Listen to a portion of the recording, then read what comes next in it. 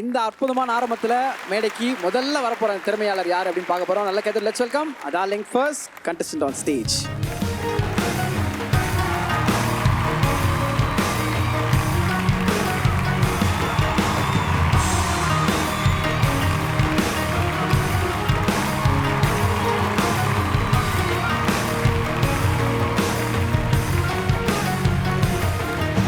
ஹலோங்க, வணக்கம் and welcome. Hello sir, hi. எல்லாருக்கும் வணக்கம், ஜட்ஜஸ்க்கு வணக்கம். என்ன சார்னு வாழ்க்கையில் கூட்ட முதல் ஆள் நீங்கள் தான். என் பேர் விஜய். ஓகே விஜய், எனக்கு உங்கள் பேர் என்ன? Aswathi sir. Hi Aswathi. Hi ma'am. எங்கேருந்து வரீங்க? I'm from Salem ma'am. சொல்லுங்கள், உங்களை பற்றி சொல்லுங்கள். என்னை பற்றினா நான் ஒரு எல்எல்பி கிராஜுவேட்.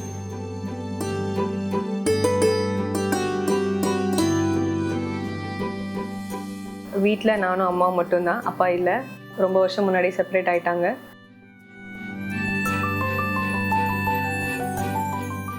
அம்மா டெய்லரிங் பண்ணிட்டு இருக்காங்க. ஆக்சுவலி நான் வயிற்றில் இருக்கும்போது இருந்தே இப்போ வரைக்குமே அம்மா தைச்சிட்டு தான் இருக்காங்க. ஸோ டெய்லரிங் பண்ணி தான் வந்து என்னை ஸ்கூல் ஃபீஸ், ஆட்டோ ஃபீஸ் கட்டினது, படிக்க வச்சது, நான் காலேஜ்க்கு எல்லாமே வந்து அம்மா தான் சிங்கிளாக இருந்து இப்போ வரைக்கும் அம்மா தான் ஃபுல் சப்போர்ட் பண்ணியிருக்காங்க. எனக்கு சின்ன வயசுலேருந்தே வந்து ஒரு ஆக்டிங் ஃபீல்ட், என்டர்டெயின்மெண்ட் ஃபீல்டில் எனக்கு ரொம்ப இன்ட்ரெஸ்ட். எனக்கு வந்து ஒரு நல்ல ஆக்ட்ரஸ் ஆகணும் அப்படின்றது தான் என்னோடய பேஷனாக இருந்துச்சு. நடுவில் அதை வந்து கண்டினியூ பண்ண முடியாமல் ஒரு பிரேக் எடுத்தேன். ஸோ அதுக்கப்புறம் இந்த மாதிரி ஒரு ஸ்டேஜ் கிடச்சது. ஜீ தமிழுக்கு நான் ரொம்ப தேங்க்ஸ் சொல்லணும். அம்மா அவங்க பாஸ்ட் லைஃப்லையுமே நிறைய கஷ்டப்பட்டுருக்காங்க. அப்புறம் அதுக்கப்புறமா என்னை வளர்க்குறதுக்கு நிறைய கஷ்டப்பட்டு கடன் வாங்கி தான் என்னை வந்து வளர்த்தாங்க. நாங்கள் பெருசாக தீபாவளி, பொங்கல்னு எதுவுமே செலிப்ரேட் பண்ணதில்லை.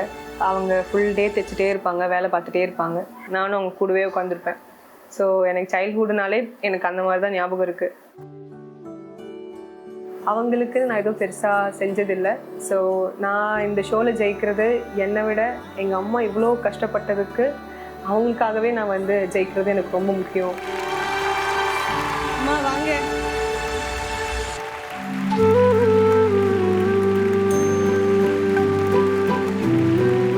ஜட்ஜஸுங்க எல்லாருக்குமே வணக்கங்க. பாப்பாவுக்கு வந்து பாட்டு, நடிப்பு, நடனம் இந்த மாதிரியெல்லாம் ரொம்ப ஆர்வங்க.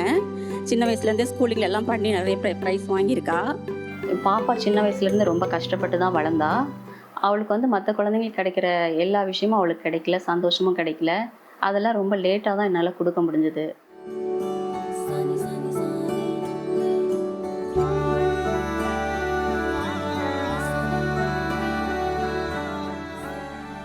அப்புறம் ஸ்கூலிங் டைம்லேயே அவள் வேலைக்கு போயிட்டு படிப்பையும் பார்த்துக்கிட்டு என்னையும் பார்த்துக்கிட்டு மற்ற கலைத்துறையில் எல்லா ஆர்வமும் அவளுக்கு இருந்தது. எவ்வளோ வருஷமாக அவங்களை நீங்கள் இப்படி பார்த்துக்கிறீங்க, இப்படி ப்ரொடெக்ட் பண்ணி ஒரு சிங்கிள் பேரண்டாக இவ்வளோ தூரம் கொண்டு வந்திருக்கீங்க? எவ்வளோ வருஷமா? இப்போ ஒரு 10 வருஷம் ஆயிடுச்சுங்க. அதுக்கப்புறம் 6-7 வருஷத்துக்கு முன்னே அவள் வந்து நடிக்கிறதுக்காக சான்ஸ் கிடச்சிது. சினிமாவிலையும் கிடச்சிது, இங்கே ஆடிஷனுக்கு கூட வந்திருந்தோம். அப்போது வந்து எங்கள் பொருளாதாரமும் சரியில்லை, சூழ்நிலை சரியில்லாதனால எனக்கு கொஞ்சம் தயக்கமாக இருந்தது. முதல்ல வந்து நான் மிஸ் பண்ணதுக்காக நான் பாப்பா கிட்ட மன்னிப்பு கேட்டுக்கிறேங்க. முதல்ல வந்திருந்தோம் அப்படின்னா ஒரு 6-7 வருஷம் ஆயிருக்கும். இப்போது அதுலேருந்து கொஞ்சம் அவள் ஜர்னியாக வந்திருப்பா.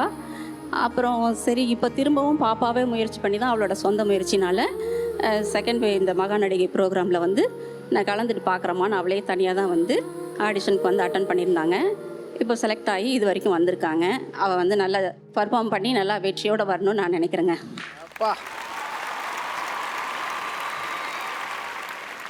எப்பவுமே இந்த ஸ்டேஜ்லேருந்து ஒரு வார்த்தையை சொல்லுவோம். இங்கே வர்றப்போ நீங்கள் எப்படி வரீங்கன்னு தெரியாதானே, போகிறப்போ நிறைய விஷயங்கள் கொண்டு போவீங்க. அதில் இப்படி ஒரு பெரிய ஃபேமிலியும் ஒன்றா சேர்த்து கொண்டு போவீங்க.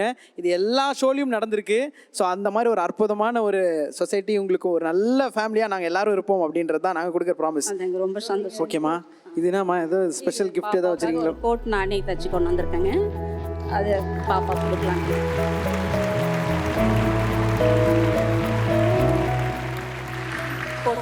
சூப்பர். இந்த கோட்டு தான் அவங்க இன்னைக்கு போடுவீங்க? ஆமாங்க. அந்த கோட்டை லைட்டாக அப்படி மடிச்சு எடுத்துட்டு வந்தீங்க, தெரியக்கூடாதுன்னு உதறி சும்மா கெத்தாக போட்டு விடுங்க.